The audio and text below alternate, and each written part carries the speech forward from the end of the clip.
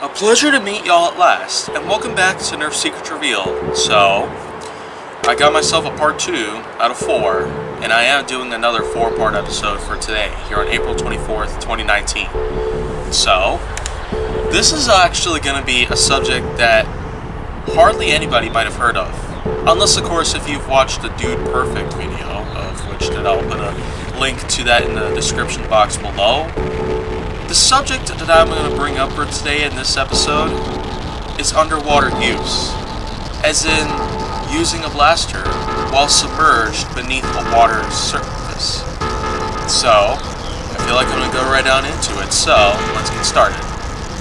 Underwater use, for any type of Nerf blaster whatsoever, is actually just not recommended. Even though we've seen Dude Perfect's video from 2013, and even though we've seen Coop 772's underwater blaster test, it's definitely not recommended to use any kind of blaster underwater. So, I would just go right on ahead and explain why that is. So, a Nerf blaster just should not ever be used underwater, simply because of the water and the use of chlorine that they put in the water. Now, chlorine and certain metalloids definitely do not mix.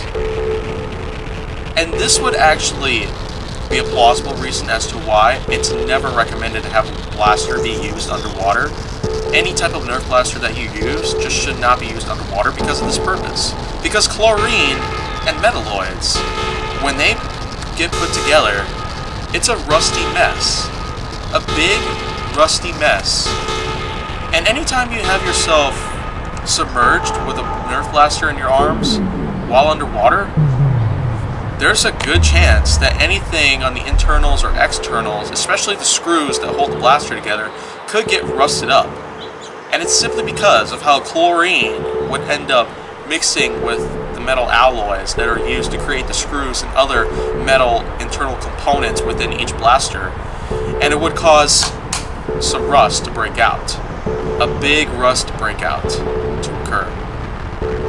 And so, that's actually just part of the reason why.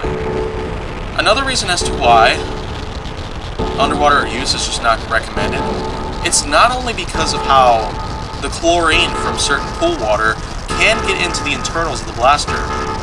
It would actually mess up the internals up really badly. It would mess them all up.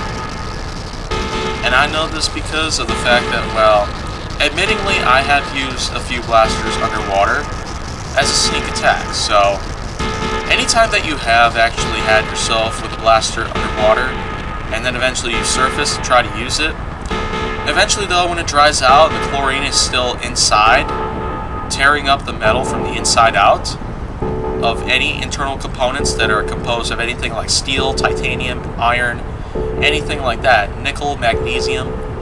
There's a good chance that the rust would in fact damage the blaster's function. And when I'm saying that the rust from a chlorine plus metal combination would mess up the internal components is simply because of, well, there's a lot of dependence that the metal components plus all the other components, which are usually made of different materials, there's a lot of dependence put into it, because the metal components do in fact serve a big purpose as to how a blaster would function properly. So with all that being said, I sure as heck hope that you would get the gist of that. But admittingly, because I have used blasters underwater and the chlorine actually has messed up the internal components thanks to the chlorine turning certain metal parts into rust, it's just a big deal now that underwater use is simply put not recommended. And we're glad to have people out there like Dude Perfect, Coop 772, Lord Draconical, Nerf Boy Productions. And now you're hearing from me that underwater use is a trait that is just not recommended overall, at all. So, hopefully that you get this warning. You think twice before trying to submerge yourself with a Nerf blaster in your hands as a way to sneak attack on someone who's coming towards you. So, if you would want to try yourself a sneak attack though without having to go into the water, then you could always find yourself a low profile setting, such as a ditch, or the underside of a hole, or anywhere else that is set on a lower elevation.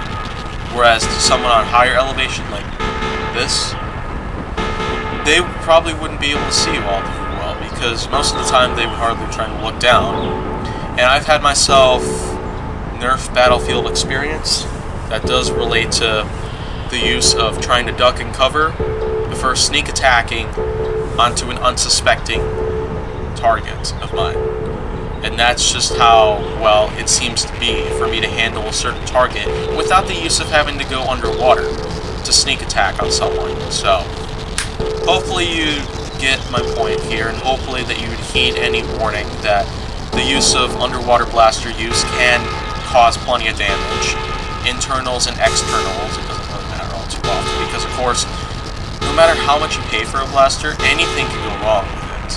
And the use of putting it underwater, with the use of a lot of chlorine in most of today's pool water, just to kill off certain germs, bacteria, and viruses, at least, it would cause a lot of problems for your blaster's internal functions. And it would also cause problems for the screws on the outside. They could practically seal the blaster in and prevent you from getting inside to try to repair anything that's broken. Because that's just how bad rust can be for any part of metal that you use, for any project of which that you have. So, hopefully you get all of this, and hopefully that you try to take as many precautions as you can, and there you go. That's another episode. I feel like I've wrapped up right there. I feel like I put myself plenty of thoughts. I feel like I played a lot of good study into this particular topic of mine. And if you want to see more, go down to my channel. Make sure that you like, subscribe, comment, follow me on social media, and stay on the Hollywood side.